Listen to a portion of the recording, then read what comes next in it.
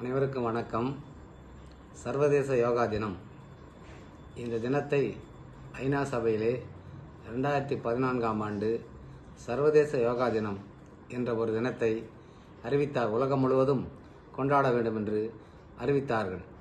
ஏற்கனவே தந்தையர் தினம், தாய் தினம், குழந்தைகள் தினம், காதலர் தினம் போன்ற பல்வேறு தினங்கள் கொண்டாடப்பட்டாலும் கூட உலகத்திலே மிகவும் தொன்று தொட்ட பழமை வாய்ந்த யோகக்கலைக்கு எந்த ஒரு தினமும் உலகத்திலே கொண்டாடப்படவில்லை.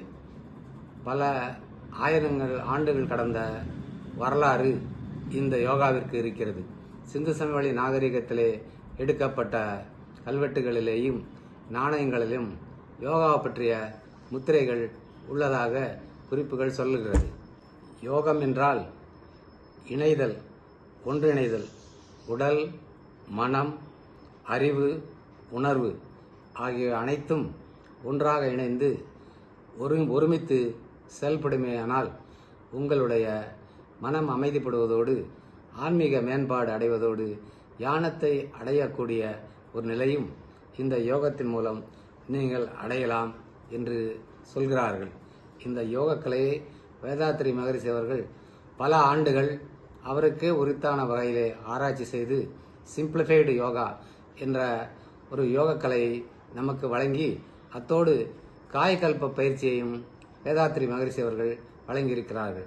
வேதாத்ரி மகரிஷி அவர்களால் தோற்றுவிக்கப்பட்ட மனவளக்கலை மன்றம், அறிவு திருக்கோயில்கள் இன்றைக்கு உலகம் முழுவதும் பல்வேறு நாடுகளிலே அங்கங்கே உள்ள மக்களுக்கு முடிந்த உதவிகளை செய்வதோடு அவர்கள் வாழ்க்கையை மேம்படுவதற்கு இந்த மனவளக்கலை மன்றத்தின் மூலம் வேண்டிய உதவிகளை செய்து கொண்டிருக்கின்றார்கள்.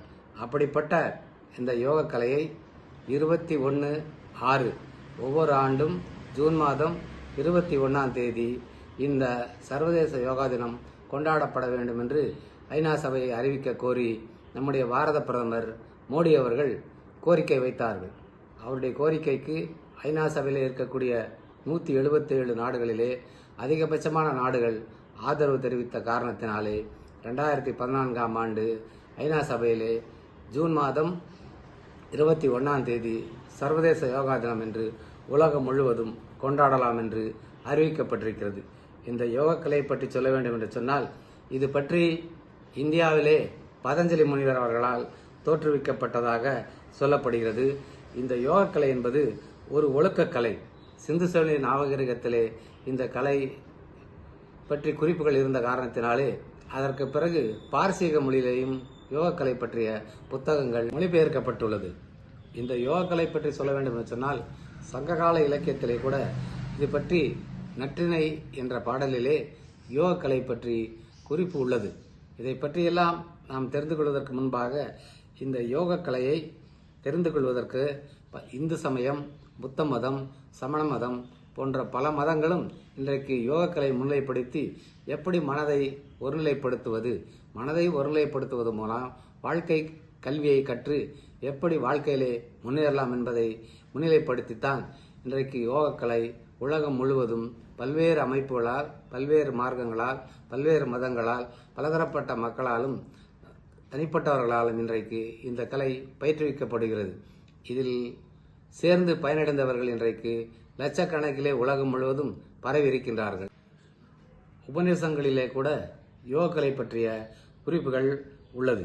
யோகக்கலை பற்றி பகவத்கீதையிலே 3 பிரிவுகளாக பிரித்து கர்மயோகம், பக்தி யோகம், ஞான யோகம் என்று 3 பிரிவுகளாக பிரித்து அந்த யோகக்கலையினுடைய மாண்பையை விளக்குகின்றார்கள்.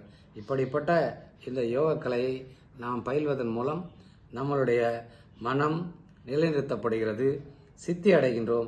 சித்தி அடைந்தால் உடல் நலம் நன்கு பேணி காக்கப்படுகிறது, உடல் லேசாகும், உடல் ஆரோக்கியமாகும். யோகத்திலே 8 அங்கங்கள் இருப்பதாக அட்டாங்க யோகம் என்று சொல்கிறார்கள். இயமம், நியமம், ஆசனம், பிராணாயாமம், பிரத்யாகாரம், தாரணை, தியானம், சமாதி என்று 8 பிரிவுகளாக பிரித்து யோகக்கலை பற்றிய குறிப்புகளை பதஞ்சலி முனிவர் அவர்கள் குறித்துள்ளார்கள். சமண சமயத்தை நிறுவிய மகாவீரர் 12 ஆண்டு காலம் யோக பயிற்சியை செய்து அதை மக்களுக்கு தன்னுடைய நூல்கள் மூலம் விளக்கியுள்ளார்.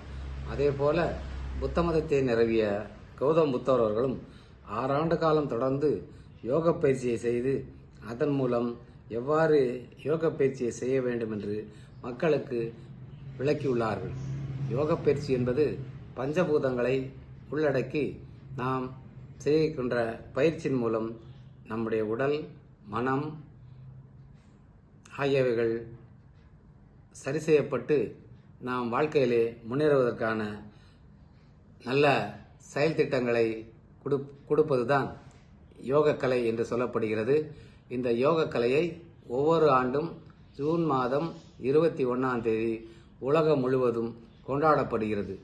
ஆகவே நீங்களும் வாழ்க்கையிலே முன்னேறி தனிமனித ஒழுக்கத்தோடு உங்கள் குடும்பத்தோடு சமுதாயத்தோடு நாட்டிற்கு சேவை செய்திட உங்களுக்கு அருகாமையிலே உள்ள மனவளக்கலை மன்றத்திலே உங்களை உறுப்பினராக சேர்த்து அதிலே தரப்படும் பயிற்சியிலே கலந்து கொண்டு அந்த பயிற்சிகளை நீங்களும் கற்று மற்றவர்களுக்கும் அந்த பயிற்சியை பயிற்றுவிப்பீர்களானால் உங்களுடைய வாழ்க்கை தரம் மேம்படும், சமுதாயம் மேம்படும், உங்களுடைய குடும்பம் மேம்படும், நாடும் மேம்படும் என்று கூறி வாழ்க வளமுடன், வாழ்க பாரதம், வாழ்க வையகம் என்று விடைபெறுகிறேன். நன்றி, வணக்கம். வாழ்க பாரதம். ஜெய்ஹிந்த்.